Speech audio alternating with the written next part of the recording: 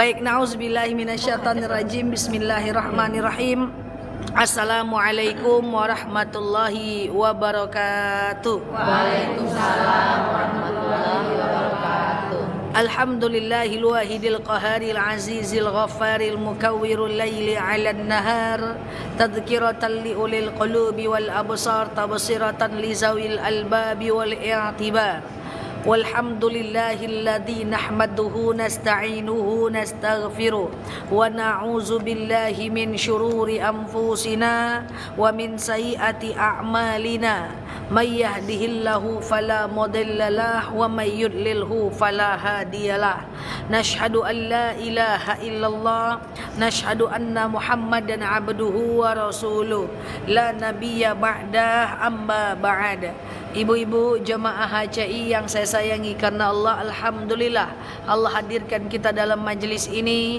Sebelum kita mulai kajian kita berdoa kepada Allah, semoga siapapun kita yang hadir dalam majlis ini, insya Allah Allah sehatkan badan kita, Allah kuatkan jasad kita, Allah tambah ruh keimanan kita, Allah luaskan rezeki kita, Allah angkat segala masalah kita, Allah jauhkan kita dari orang-orang zalim, Allah matikan kita dalam keadaan husnul khatimah. Amin. Allahumma amin. Selanjutnya, innallaha wa malaikatahu yusalluna 'alan nabi ya ayyuhalladzina amanu sallu 'alaihi wa sallimu taslima. Salawat salam kita hadiahkan kepada baginda Rasulullah sallallahu alaihi wasallam dengan lafaz Allahumma salli ala Muhammad wa ala ali Muhammad. Kemarin kita udah bahas minggu lalu bab tauhid kan, tentang bagaimana kita bertawakal atas segala takdir kita. Kita review sebentar. Ada orang yang cobaannya banyak tapi dia santai saja. Kenapa? Karena tawakal punya, dia softwarenya bagus. Tapi ada orang sedikit punya masalah, stresnya luar biasa.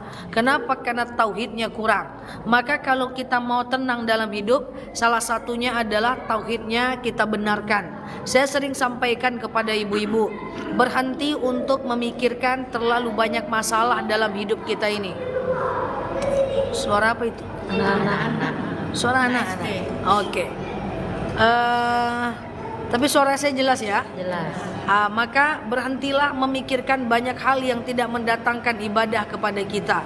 Berhenti memikirkan apa kata orang tentang kita, pandangan orang tentang kita. Itu tidak boleh terlalu kita pertimbangkan, karena nggak semua orang juga penting bagi kita, ya kan?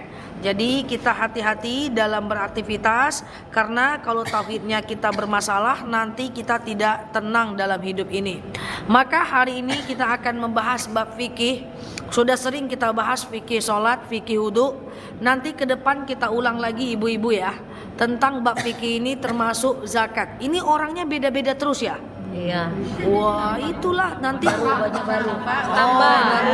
Yang lama tetap. Oh, yang lama Wajahnya tetap. wajah baru. Oh, tetap ada expired Lagi sih yang baru. gitu ya. Baru. Jadi nggak apa-apa, nanti Wajah pelan-pelan lama. kita ulang lagi. Ini suara jelas ya teman-teman ya. Jelas. Oke, jadi nanti ke depan kita ulang lagi tentang fikih wudu, fikih sholat, fikih puasa. Nah, sekarang adalah kita bahas tentang fikih yang jarang saya bahas. Ini perlu ibu-ibu semuanya, dan ibu-ibu nanti bisa sampaikan atau bisa menjadi keputusan hidup ketika ibu-ibu menikahkan anaknya nanti. Kita akan membahas tentang bab fikih nikah. Mulai dari aktivitas sebelum nikah, hukum menikah, syarat menikah, dan jatuhnya perceraian. Oke, ibu-ibu, ini agak sulit sedikit, tapi ini jarang saya bahas. Jadi entah kapan lagi saya bahas. So, ibu-ibu lupakan dulu masa lalu, lupakan jemuran. Hanya sesekali kita bahas tentang fikih nikah ini. Oke? Apa yang kita bahas tadi? Sebelum menikah, kemudian hukum menikah, proses menikah, dan nauzubillah perceraian. Nah, saya usahakan cukup waktu hingga maksimal jam 11 kurang 5, karena jam 11 kita harus keluar dari masjid ini kan. Nah, yang pertama adalah sebelum menikah. Ibu-ibu jemaah HCI yang sudah terlanjur punya cucu, terserahlah. Tapi jangan dilakukan ke cucunya, jangan dilakukan lagi ke anaknya.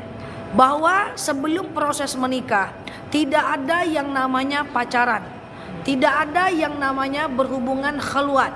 Dalam Islam ada yang namanya cuman ta'aruf saja. Saya akan jelaskan apa itu ta'aruf. Jadi saya pastikan ibu-ibu yang menyuruh anaknya pacaran dan membiarkan anaknya pacaran dan senang anaknya pacaran, saya pastikan ibu menangkap dan menanggung dosa yang sama. Karena al-wasilatul haram haram. Ibu menghantarkan orang kepada dosa, ibu juga berdosa. As-sukutul haram haram. Ibu mendiamkan dosa termasuk sebuah dosa. Yang lalu biar berlalu ya. Jangan gitu nengoknya. Pokoknya yang lalu biarlah berlalu. Iya kan? Yang udah pacaran suruh putus dong. Yang udah pacaran suruh putus, ganti dengan ta'aruf. Saya jelaskan ta'aruf. Ya. Iya betul. Apalagi kira-kira? Iya, apalagi kita harus melarang gitu ya. Jangan gitu. Nggak ada cerita pacaran. Kenapa terjadi banyak perceraian? Karena terlalu banyak diawali dengan pacaran. Saya akan bedakan dengan jelas pacaran versus ta'aruf. So ada anak muda sini, putuskan aja lah lagi. Ada itu ya, putus aja. Ya kan. Gadis. Putuskan aja. Gadis ya. Jadi bukan cuma anak gadis, ibu-ibu yang membiarkan anak ibu pacaran. Ini ustazah nih mak, ya, kalau itu sama dengan aurat dia tegas tuh. Jadi tidak apa-apa lah saya gaya-gaya tegas sekali lah ya kan.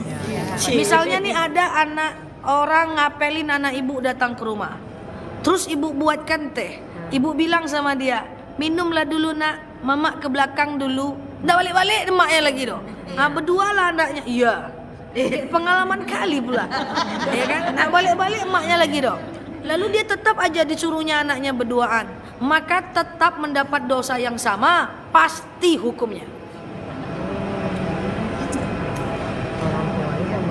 Ibu pernah dengar dayus? Bukan yus tambunan, bukan dayus. Beda-beda.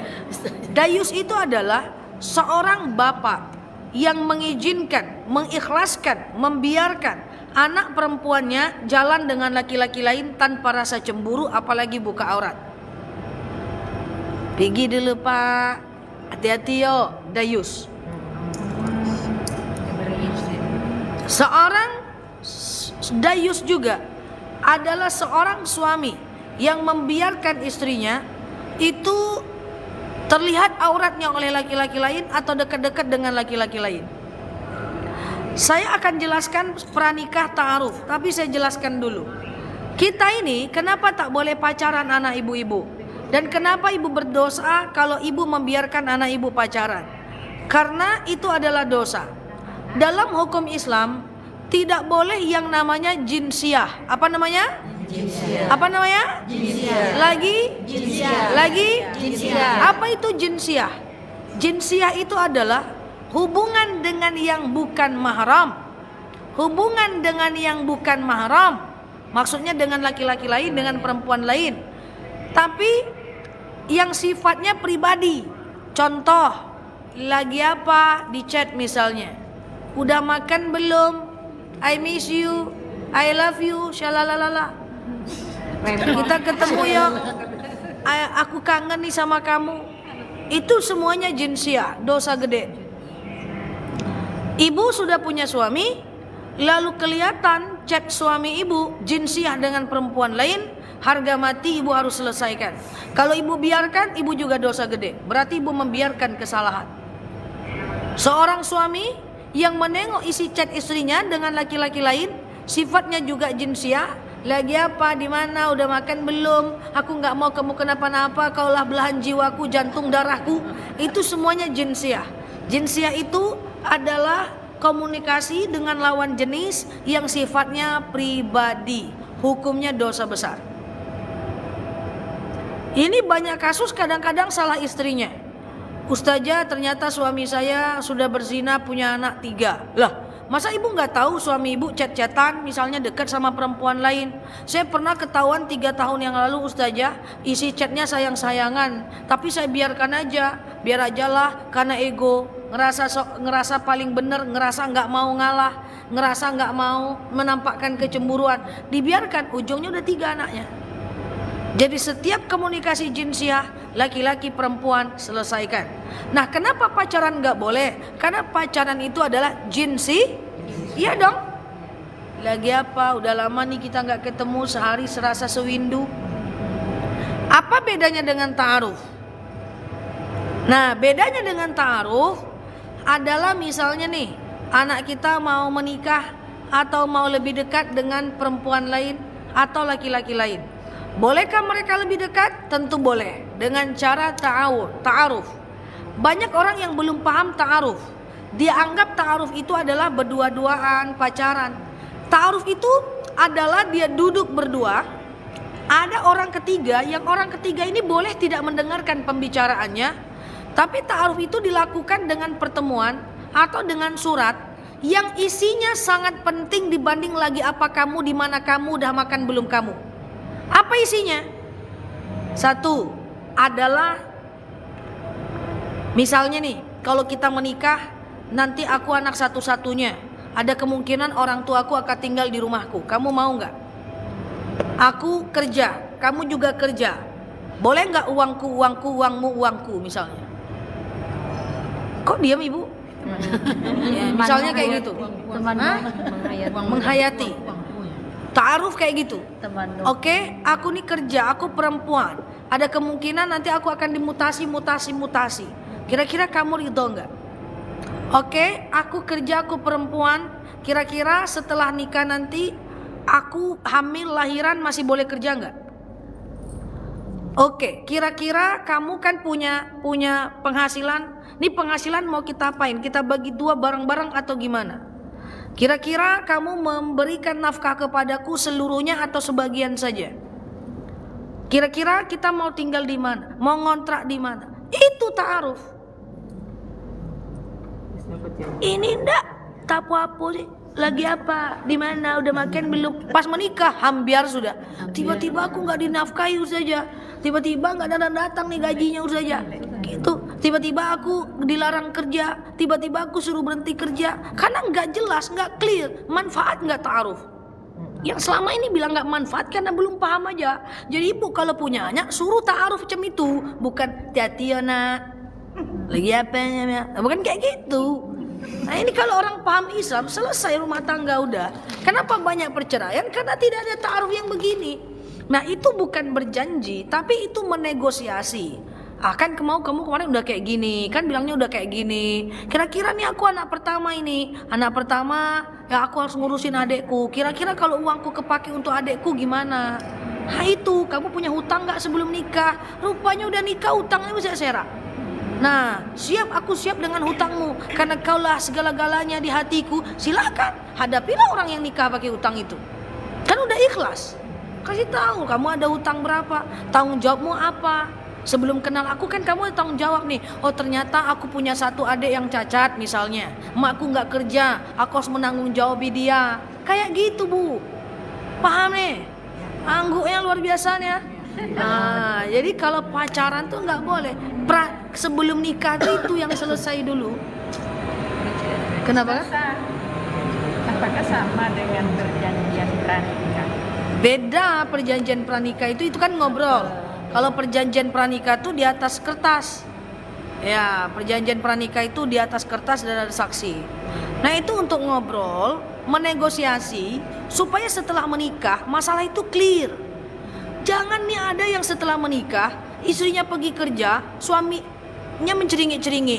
Tiap pergi kerja dia ceringi-ceringi karena pengen istrinya di rumah. Ceringi tahu? Apa tuh?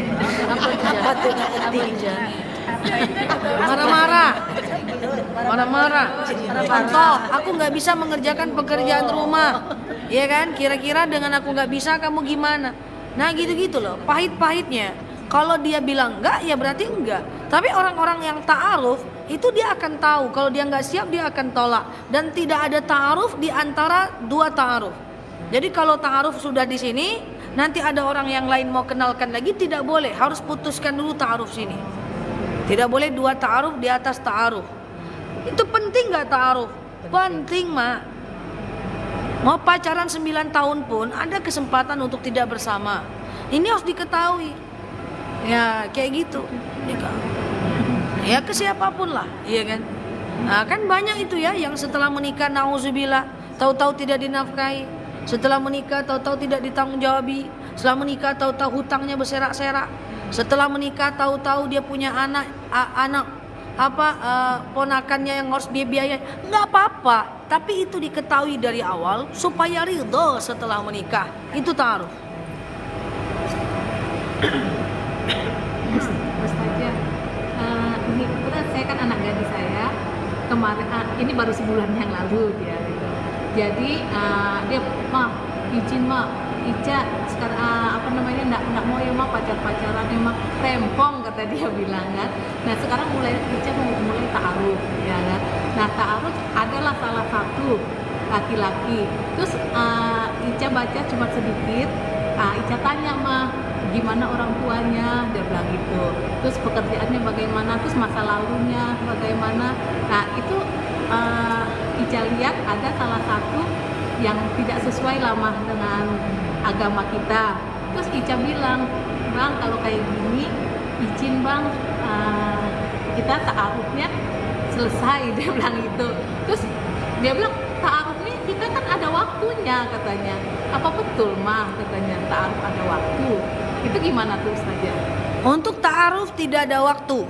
Bisa setahun, 2 tahun, sehari, 2 hari, 3 hari. Kalau salah satunya merasa tidak cocok, maka boleh putus. Boleh. Tapi satu hal tadi yang saya catat, bahwa tidak boleh menanyakan masa lalu orang saat ta'aruf. Setelah menikah pun jangan tanya-tanya gitu. "Abang punya pacar berapa dulu Bang? Udah tidur dengan berapa orang Bang?" Nanti dia bilang, "Kau yang ke-11, pingsan Ibu, langsung diare." Jadi tidak boleh menanyakan masa lalu siapapun. Ya, Ibu mau misalnya ta'aruf dengan seorang laki-laki, "Aku yang keberapa Bang? Abang dulu masa lalunya gimana?" "Oh, aku dulu pemabuk, aku berzina." "Kau adalah yang ke-22." Iya kan? "Aku udah nidurin 17 orang," misalnya, nauzubillah. Nah, itu nggak perlu. Dalam Islam itu Allah pun tidak melihat itu. Allah melihat kita sekarang dan kita yang akan datang. Nah, laki-laki kalau punya anak laki-laki bilang, "Jangan lihat masa lalu istrimu. Yang penting saat dia ketemu sama kamu, dia adalah istrimu. Taat sama aku, berbakti, sudah selesai." Nggak apa-apa dalam agama Islam. Nggak boleh kita buka aib-aib orang lain. Ya, setelah menikah pun nggak boleh ngomong yang lalu-lalu begitu. Ya, dalam agama Islam yang penting pastikan dia sudah bertaubat, dia sudah hijrah, dia sudah taat dengan suaminya, udah cukup. Nah, jadi kalau dilihat masa lalu orang lain, kita termasuk membuka aib diri kita sendiri, padahal 3 aib yang tidak boleh kita buka. 1 aib diri kita, 2 aib orang lain, 3 aib orang yang meninggal. Jadi apapun masa lalunya, coba cek dia. Kira-kira dia berkomitmen gak untuk hijrah? Dia berkomitmen gak untuk berubah? Karena orang yang baik pasti punya masa lalu yang buruk, dan orang yang buruk berhak mendapatkan masa depan yang baik. Indah Islam itu. Jadi ada kata-kata di situ masalah, dan di masa lalunya tuh yang anak ibu nggak setuju. Iya, dia istilahnya dia pernah Abang dulu pernah istilahnya pergaulannya mabuk gitu. Dulu. Harusnya nggak jadi perhitungan. Dia bilang kalau memang bapaknya pesan, "Nak, cari yang betul-betul agamanya dan jangan contoh yang itu suka mabuk gitu kan." Iya, kalau sekarang on progress mabuknya tolak.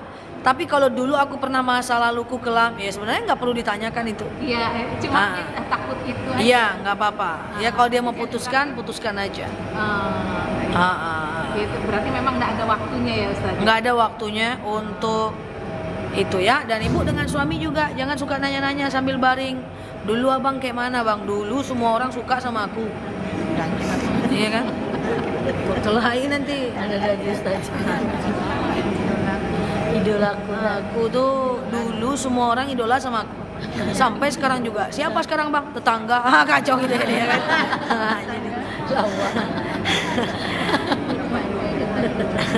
Jadi lawa. Oke? Nah itu ya ta'aruf dengan pacaran jelas bedanya. Nah, jadi ibu kejarlah ta'aruf, jangan dikejar pacaran itu untuk anak cucu ibu. Repot nanti.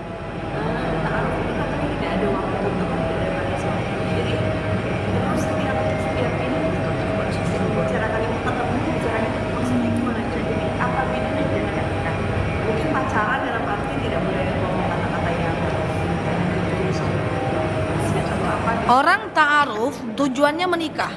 Orang pacaran tidak tujuan menikah. Itu beda. Maka ta'aruf ketika dia sudah sama-sama tahu dan sudah sama-sama setuju, pasti dia menikah. Tapi kalau dia salah satunya putus, dia pasti memutuskan. Jadi ta'aruf walaupun lama, tapi ada endingnya. Pacaran banyak yang gak ada endingnya. Jadi paham ya? Nah cuman kalau ibu udah ta'aruf nih dengan seorang orang, dengan misalnya ada anak kita ta'aruf dengan laki-laki, anak kita udah suka, dia udah setuju, udah terima segala kekurangannya, tapi dia nih gantung. Kan ada tuh yang dilama-lamakannya, dia gantung. Saran saya putuskan aja ta'arufnya, cari orang lain yang mau berta'aruf lebih serius dengan kita. Paham gak? Pacaran tujuannya kadang-kadang main-main. Kalau ta'aruf endingnya pernikahan. Jika dalam proses ta'aruf ini kita udah cocok, udah sepakat, satunya menye-menye nggak jelas, tinggal putuskan ta'aruf, cari orang yang lebih tepat. Ustazah, kalau misalnya kalau di Aceh ya, itu kan sering tunangan dulu sampai 2 tahun gitu. Gimana? Tunangan tidak ada dalam syariat Islam, tapi bukan berarti tidak dibolehkan. Tunangan itu ibarat janji. Ya, syarat dari tunangan jangan lama-lama. Khawatirnya nanti terjebak zina. Ya kan? Tunangan itu bisa putus kan? Sebelum ijab kabul, syariat tetap membataskan. Nah, ada baik kalau tunangan itu nggak ada Bu dalam syariat. Nah, banyak orang-orang yang tunangan itu ujung-ujungnya dia berpacaran. Karena itu tunanganku, jemput sana, jemput sini. Ya kan? Naik motor sana, naik motor sini. Ya kan, berduaan makan malam. Nah, itulah repotnya tunangan. Nah, ujung-ujungnya putus. Itu beti-beti dengan pacaran. Kalaupun mau bertunangan, udah ta'aruf, tunangan seminggu nikah. Kumpul-kumpul dulu, test drive dulu.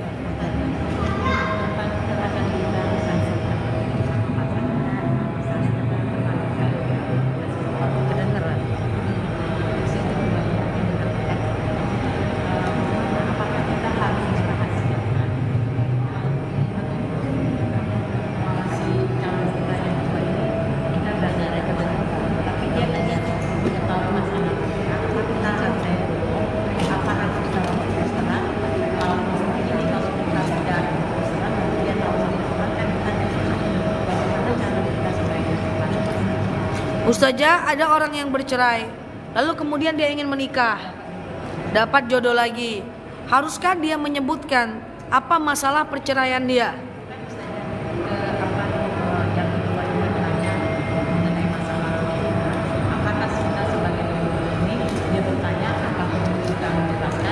Dia bertanya tentang masa lalu kita. Lalu apakah kita wajib menjelaskan tentang jeleknya masa lalu kita, gitu? Ya, dia bertanya kamu dulu gimana, Apakah dia harus berpuasa? apa perlu kita jelaskan? Ini yang buruk-buruknya atau yang baik-baiknya nih? Itu dia bertanya kepada kita tentang gimana kamu dulu. Jangan sebutkan kejelekan ibu, dan jangan sebutkan juga kejelekan mantan ibu. Harusnya sebelum menikah ibu ngomong, "Bang, aku nih pernah menikah dan aku berpisah. Bisakah nerima aku dan semua masa laluku dan kita tutup itu? Aku siap berbakti kepadamu, Bang." Laki-laki yang baik dia tidak akan bertanya masa lalu istrinya. Ya, jadi disebut sebelum ibu gabung sama dia. Jangan setelah menikah si itu aja dibahas terus. Dulu kau gimana? Ngapa kau cerai? Ngapa aku cerai? Ngapa kamu cerai? Kan kayak gitu kan. Nah, jadi Bang sebelum menikah tuh dia ngomong, "Aku mau nikah dengan abang. Aku punya masa lalu yang pernah bercerai. Bercerai itu adalah kesalahan keduanya. Bisa jadi aku yang salah, bisa jadi yang dia yang salah. Tapi kami memilih untuk berpisah. Sekarang aku bersama abang. Siapkah abang menerima statusku seperti ini?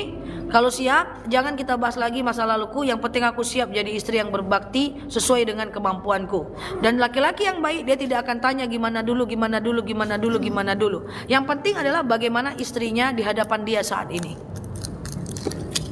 Dan ibu jangan sebutkan juga suami aku dulu gini. Itu gosip, Bu. Itu buka aib orang. Itu ghibah. Segimanapun dalam perceraian ibu dianggap orang salah, ibu nggak boleh buka salah orang. Misalnya nih, ada seseorang yang bercerai, suami istri. Lalu suaminya gosip-gosipin istrinya ini. "Oh, istriku tuh gini dulu." Kan kayak gitu perceraian itu kan gitu-gitu aja, lagu lama kan. Suka itu kan, misalnya si suaminya itu jelek-jelekin istrinya kayak gitu ya. Lalu kemudian terdengarlah oleh saudara tetangga, Nah istri ini membalas dengan jelek-jelekin juga, itu nggak boleh, tetap ghibah. Jadi nggak boleh ngomong sama suami yang kedua, bang suamiku dulu begini, nggak usah jelek-jelekan orang. Yang jelas kita sudah bersama dia, terimalah aku seperti ini. Jangan sama pula dengan mantan yang kemudian menjelek-jelekan kita misalnya. Itu akhlak. Kalau ibu bisa lakukan seperti itu, silent rider, maka ibu akan menjadi orang yang lebih baik. Tidak perlu membuka kesalahan pasangan untuk mendapatkan pasangan yang baru. Apalagi membuka kesalahan pasangan untuk mendatangkan sebuah perselingkuhan.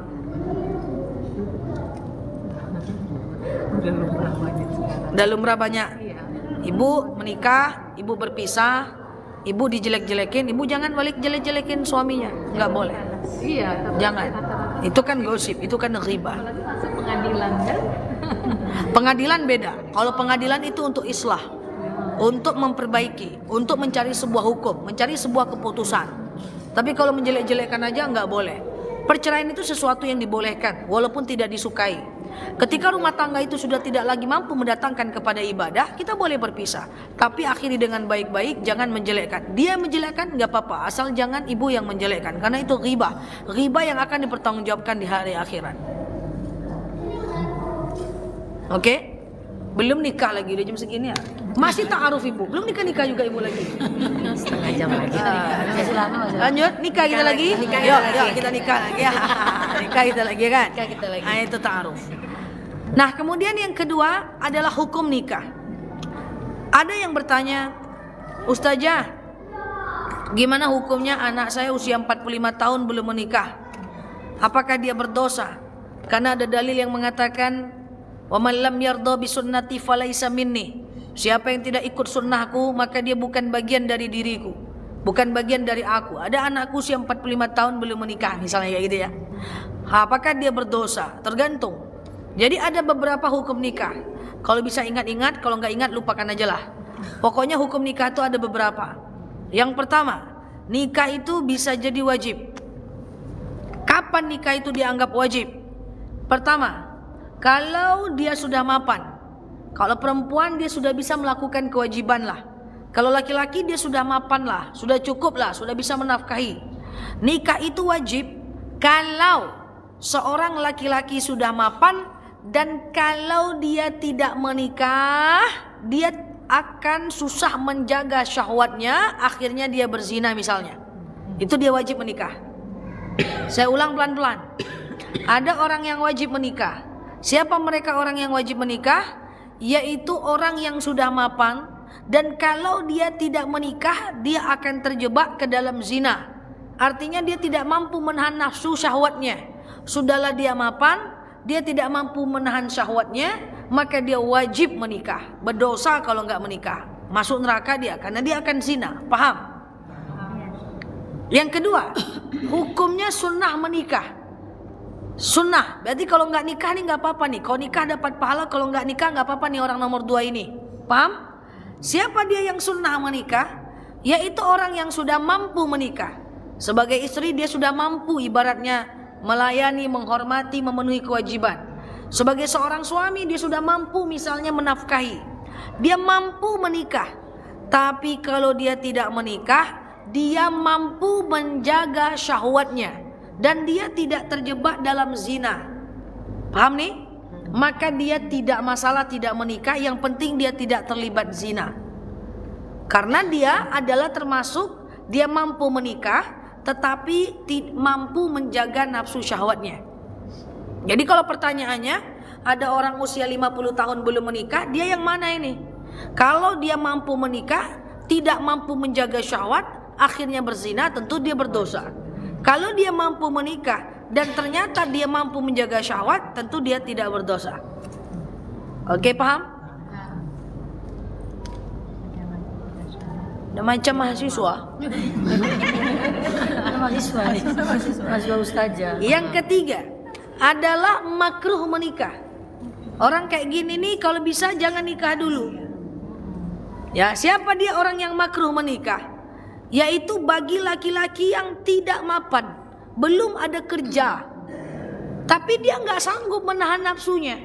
Atau kalaupun dia sanggup menahan nafsunya, dia belum bekerja, belum bisa menafkahi, dia makruh menikah. Lah dia nanti susah loh menahan nafsunya. Dia dianjurkan berpuasa dan berolahraga. Kenapa? Karena setelah menikah ada kewajiban. Selama dia tidak melakukan kewajiban menafkahi anak istrinya, selama itulah dia berdosa terus. Jadi ibu-ibu kalau ada anak ibu takut dia pacaran, ibu takut dia berzina, ibu nikahkan dia. Biarlah dulu dia belum kerja, aku ini kan banyak duit, nanti hidupkan aja dia, keluar istrinya dihidupkan masing-masing oleh keluarganya, suaminya kita yang hidupkan sampai mereka itu kerja. Pura-puranya mereka masih kuliah, mereka masih pesantren, nikahkan aja lah dulu, kita subsidi dulu. Nggak boleh begitu, makruh untuk menikah. Karena tidak bisa nafkah kepada istri, mana bisa diwakilkan. Nafkah kepada istri hukumnya fardu ain. Nafkah itu apa? Lahir batin, lahir sandang pangan papan, makanan pakaian yang layak, tempat tinggal yang layak, itu harga mati. Iya kan? Dan kemudian batin. Batin itu apa? Ketenangan, kenyamanan. Iya kan? Itulah. Jadi tidak bisa ibu ngasal-ngasal aja nikahkan anak. Nikah aja lah dulu kalian daripada kalian berzina. Duit itu bisa dicari itu nanti walaupun belum kerja. Nggak bisa. Fatimah nikah. Fatimah itu anak Rasulullah SAW. Nikah dengan Ali bin Abi Thalib. Iya kan? Ali bin Abi Thalib melamar Fatimah radhiyallahu anha. Ya, apa kata Rasulullah? Apa kerjaanmu? Mal ma'isyatak. Kerjamu apa? Waktu itu Ali bin Abi Thalib belum kerja lagi. Apa kata Rasulullah? Fadhhab, pergi kau dulu. Tak usah kau nikah aku anak aku dulu. Nikah kerja aku dulu. Lalu Ali bin Abi Thalib bekerja 2 tahun, baru dia kembali melamar Fatimah. Jadi boleh aja nanya kepada calon menantu, kerjamu apa? Kalau belum kerja masih kuliah, jangan nikahi dulu anakku. Tamatkan dulu kuliah, cari kerja dulu, baru nikahi anakku. Itu dalil boleh. Karena Fatimah waktu mau nikah dengan Ali bin Abi Thalib itu ditolak oleh Rasulullah karena Ali belum bekerja saat itu. Setelah bekerja 2 tahun bisa memberi mahar, maka dia menikahi Fatimah. Fatimah ini walaupun Ali bin Abi Thalib itu sederhana, dia tetap mau. Fatimah radhiyallahu anha, itu Fatimah seumur hidup membantu Ali bin Abi Thalib cari kerja. Kerja ya, numbuk gandum, jual gandum. Dia tumbuk, dia jemur, dia jual. Jadi Fatimah ini selalu membantu Ali bin Abi Thalib dalam membantu keuangan ekonomi keluarga.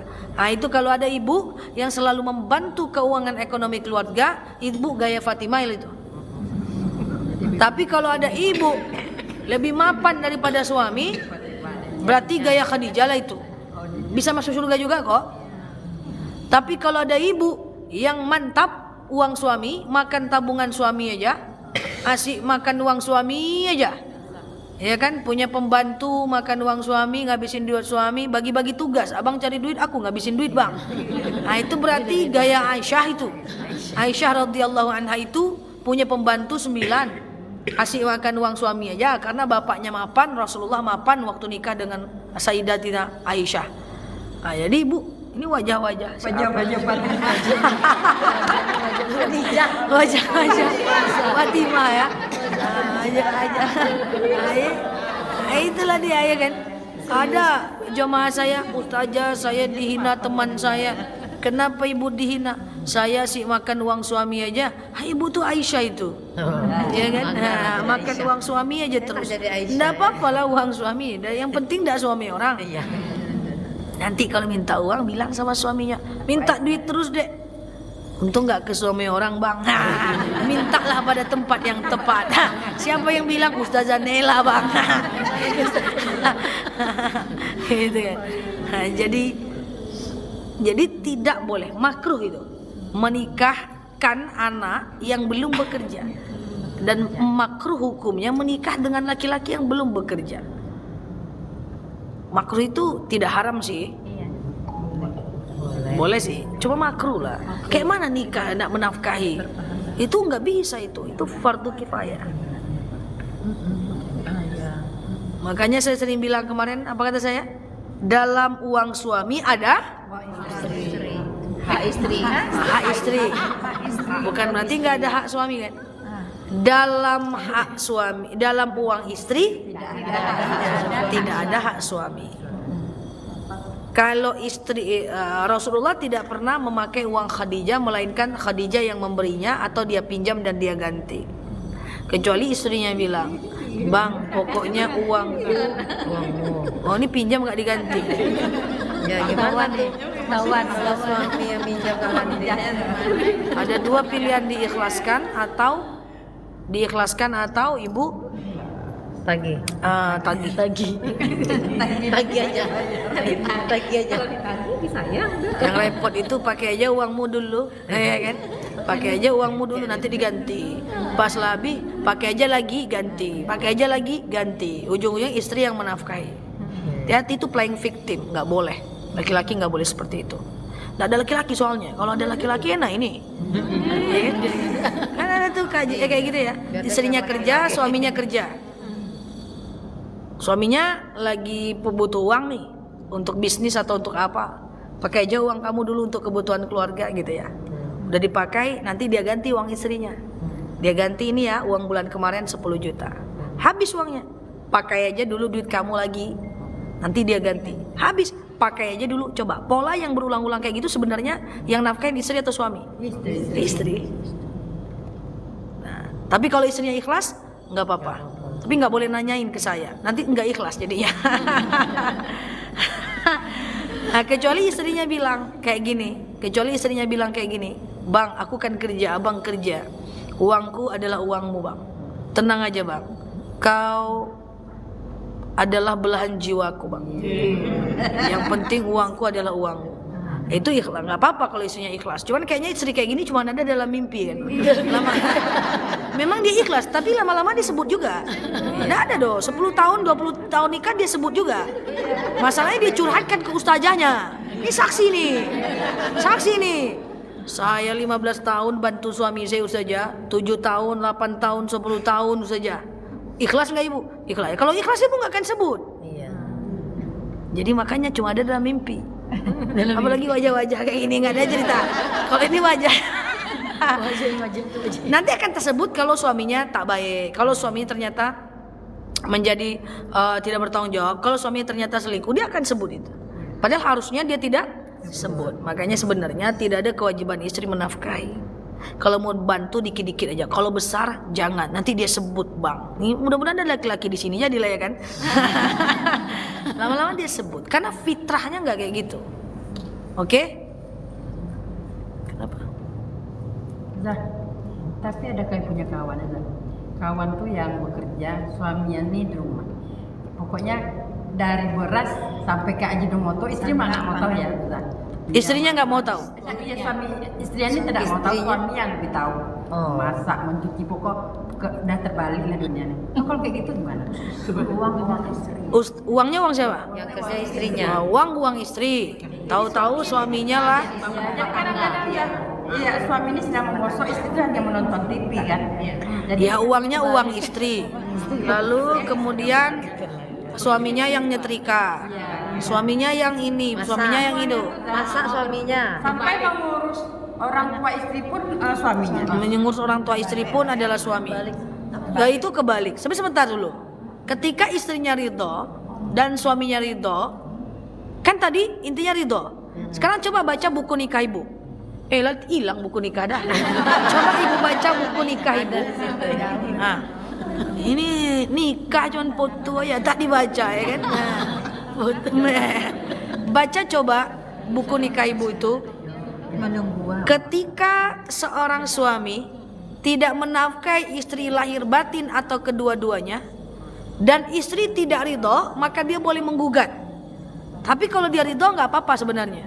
Ya, tapi ridho-ridho aja katanya Zah. Tapi syarat Tapi waktu ini Zah, dia kami sama tim si Arza. Jadi pas suami ini pidato di depan, anaknya ini pipis. Pipis katanya. Dipanggilnya dulu sama istri. Sementara istrinya tuh hanya duduk. itu adab. Nah, itu beda bang. Itu adab. Jadi seandainya suaminya di ruangan privat, dia yang nyuci, dia yang nyetrika, dia yang jemur di ruangan privat nggak apa-apa. Di ruangan tempat umum sebenarnya nggak apa-apa. Cuman kan budaya kita budaya timur kan. Nah, budaya kita budaya timur. Ada seorang suami yang menafkahi istrinya karena saking sayangnya sama istrinya, dia nggak mau istrinya lelah, dia nggak mau istrinya capek, dia maunya istrinya cakep terus, nggak mau dia istrinya bau bawang. Akhirnya apa? Dia yang nyapu bantuin, dia yang nyapu bantu nyetrika, dia yang membantu masak, nggak ada masalah juga, is okay. Suami ini ada dalam kenyataan nggak yang kayak gini ya? Gak ada. Dalam mimpi juga. Mimpi. Oh, mimpi ya. Kok kayak curhat Kak Fitri? Gitu misalnya ya, kayak gitu. Jadi kayak gitu nggak bisa. Jadi sah lah ke suami kayak gitu teh. Nggak apa-apa. Kalau dia sama-sama. Dosa dan jadi kayak kami dudukin saya. Dia kan aja ngobrol aja nih. Jadi nak pipis mah katanya. Panggil tempatan nanti. Pulang udah sopan kok di pemanas. Ya, itu adabnya yang kena. Lalu dia bilang kayak gini, itu udah tanggung jawab dia, aku mencari duit. Dia hanya kerja rumah kayak gitu. Di situ kami tahu. Nah, itu ada.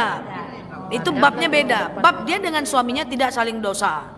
Tapi bab dia menggosipkan suaminya, dia berdosa.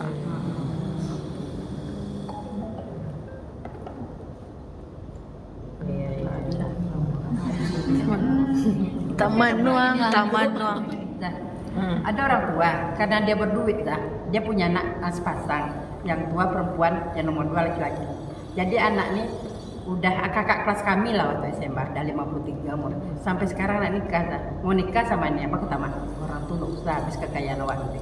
Mau nikah sama ini orang tuh nggak usah, kayak gini modelnya. Akhirnya anak nikah dah. Jadi daripada dilarang-larang terus berlibat zina lagi, terus siapa dosa? Orang tuanya dosa. Jadi minggu yang lalu meninggal. Tapi anaknya tetap berdosa juga. Meninggal mamanya masih ada jenazahnya. Terus apa katanya? Kuat babini lah katanya gitu. Yang lain pula enggak ada. Mau diapain lagi? Dah telat kau bilang dah 53 umur yang bilang gitu. Ya. Jadi itu besar dosa Pak Mama itu. Gimana? Itu dosa besar maknya. Besar dosanya buat keduanya. Jadi orang tuanya bilang, jangan lagi dia ndak baik, nikah sama ini jangan lagi dia nggak baik, jangan nikah habis harta kita nanti. Sampai anaknya usia 50 tahun. Katanya lebih baik lagi dia berzina. Padahal statusnya bagi dia tadinya hukum nikahnya apa? Kalau nggak bisa nahan nafsunya apa tadi nikahnya? Wajib. Lalu dia tidak menikah. Berarti orang tuanya melarang anaknya melakukan kewajiban. Anaknya berzina, anaknya dapat dosa dan orang tuanya juga berdosa. Ya, walaupun orang tuanya tidak berzina, selagi anaknya berzina, orang tuanya dapat dosa yang sama. Di depan jenazah orang tuanya, anaknya ngomong, Ya nikah. Kan sabar ya Mas, dia bilang kan awak nikah lagi katanya gitu. ya Allah, aku nikah lagi katanya. Dia bos ini apa tuh buat transfer ini ya. Banyak lah. Tapi dia kok patuh sama orang tuanya ya? Harusnya tidak boleh patuh dalam kemaksiatan. Iya. Itu boleh nikah lari itu 86 kilo dari rumah. Nikah jauh. Pernah dengar? Nikah maraton. Jadi gini. Ketika seorang perempuan, anak perempuan atau anak laki-laki ingin menikah karena takut terjebak zina, udah nggak tahan nafsu, tapi sudah mapan, kan udah wajib nikah. Katakan ini ada anak perempuan, lalu kemudian mama bapaknya nggak ridho dengan calon laki-lakinya. Coba dilihat dulu, nggak ridhonya itu karena apa? Kalau nggak ridhonya itu karena laki-laki itu orangnya jahat, pemabuk, pezina, preman, kelas kakap, maka ikutilah orang tua. Jangan menikah dengan orang yang maksiat, orang-orang yang tidak sholat, nggak ngerti agama. Tapi ada orang tua-tua yang dia melarang anak perempuannya nikah dengan laki-laki, padahal laki-laki itu bertanggung jawab. Laki-laki itu soleh, tapi misalnya cuma tamat SD gitu loh. Sementara anaknya ini tamat S1 gitu kan. Tapi kan laki-laki ini bertanggung jawab. Dan anaknya ini suka. Mereka saling suka. Alasannya itu nggak valid gitu loh. Dia taat, dia beriman, dia bertanggung jawab walaupun tamat SD. Harusnya orang tuanya meridhoi. Paham maksudnya ini? Karena tidak diridhoi, maka dia boleh itu nikah jauh. Dia pergi dari tanah kelahirannya sekitar 87 kilo dan kemudian dia dinikahkan oleh wali hakim. Berlin lah ya.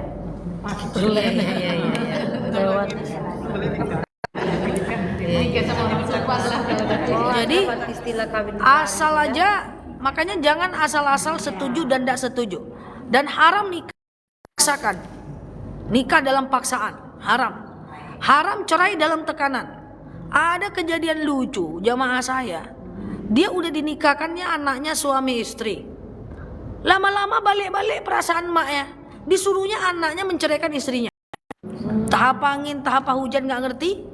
Disuruhkannya anak laki-lakinya menceraikan istrinya. Ini kalaupun cerai, cerainya tidak sah karena cerai dalam tekanan. Termasuk suami-suami yang selingkuh dipaksa oleh selingkuhannya untuk menceraikan istrinya. Mau jungkil balik tetap cerai karena cerai dalam paksaan. Cerai dalam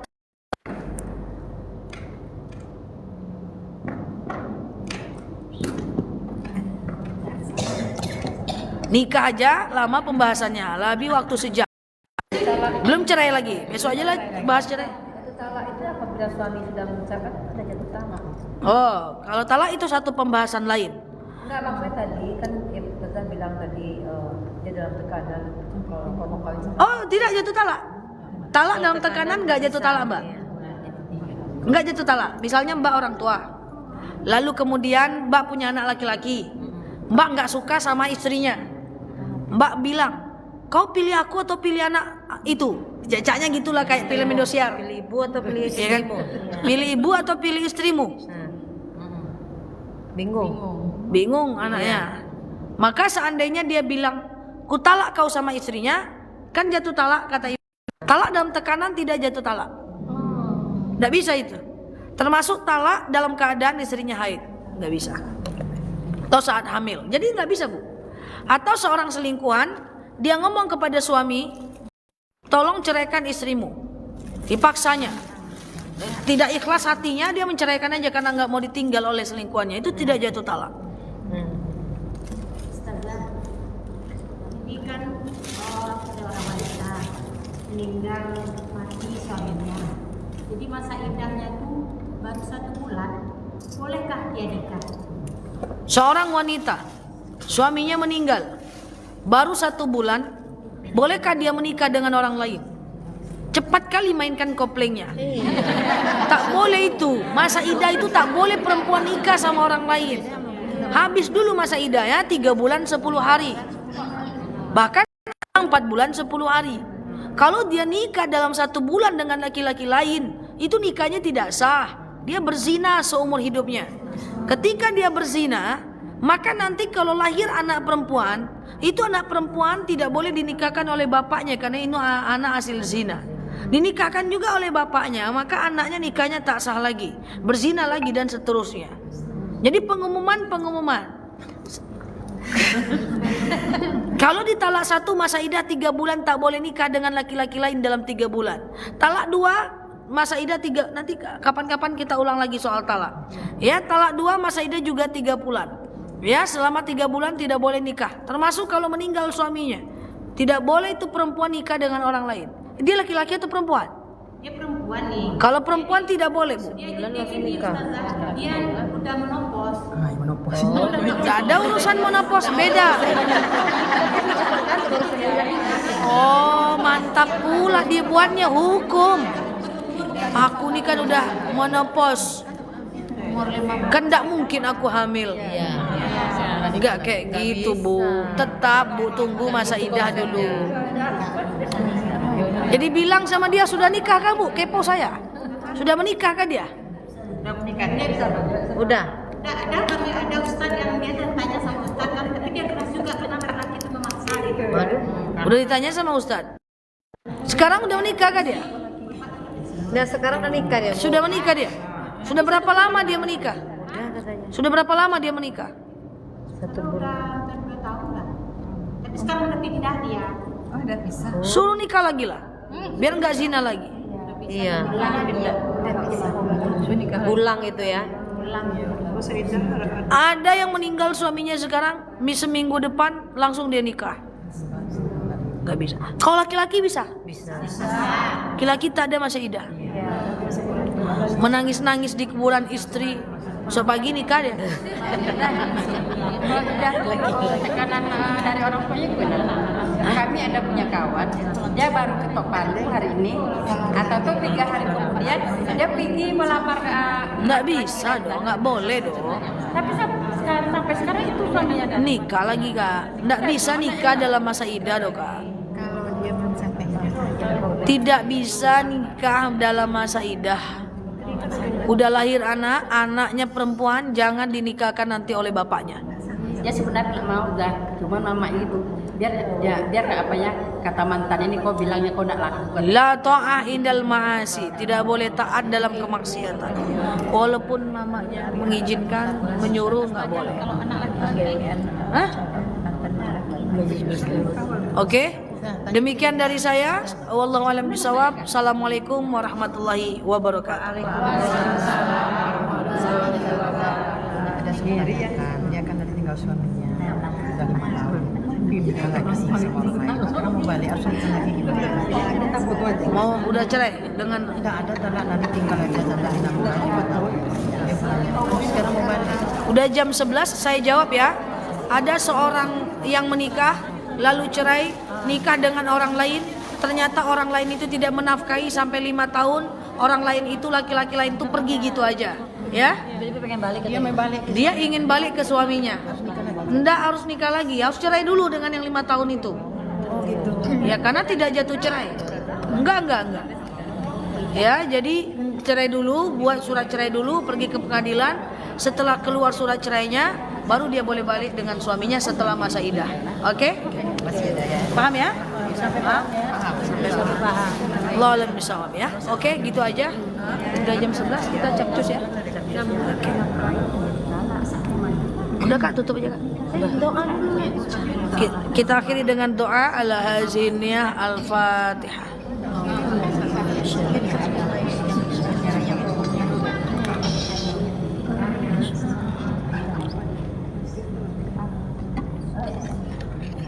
Amin ya Allah, amin ya Rahman, amin amin ya mujib as-sailin. Allahumma salli ala sayyidina Muhammad wa ala ali Muhammad.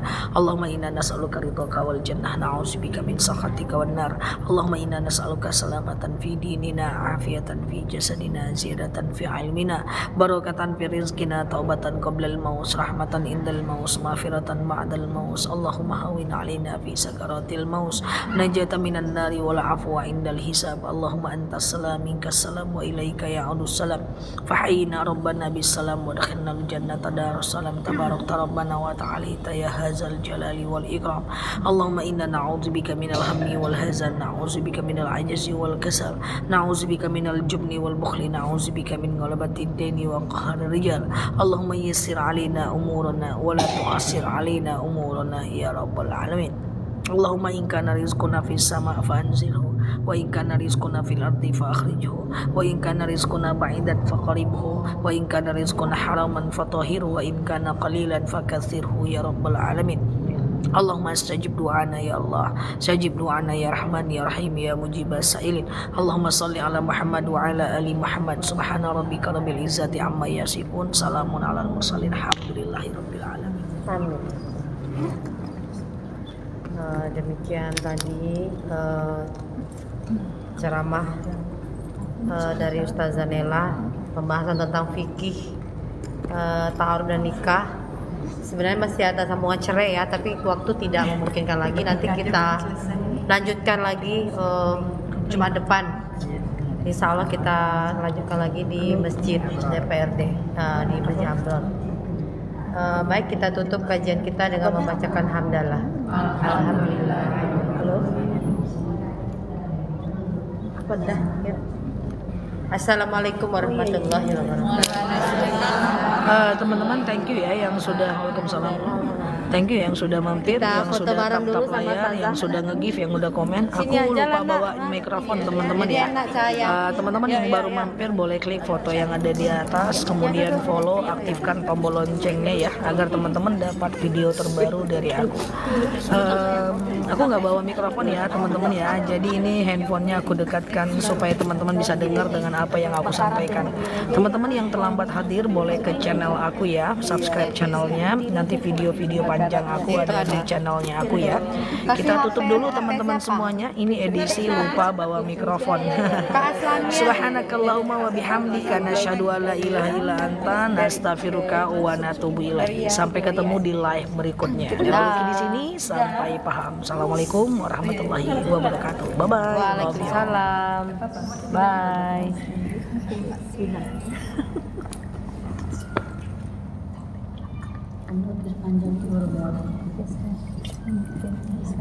Belum sedikit lagi.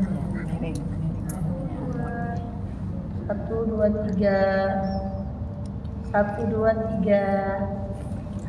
Kayak gini deh, yang kakak. Banyak-banyak. Nampak semua dari gitu. 1, 2, 3.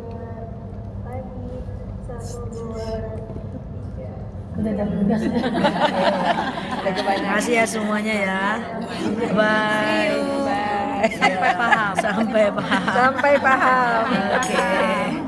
Barakallah ya semuanya, bye bye. Aku tutup ya teman-teman ya. Sampai ketemu di live berikutnya. Ebeng terus sama Iya. Ustazah Nela. Siap. Ebeng muka. Siapa? Makasih ya. Iya. Sampai ketemu di live berikutnya. Kalau panjang nggak ada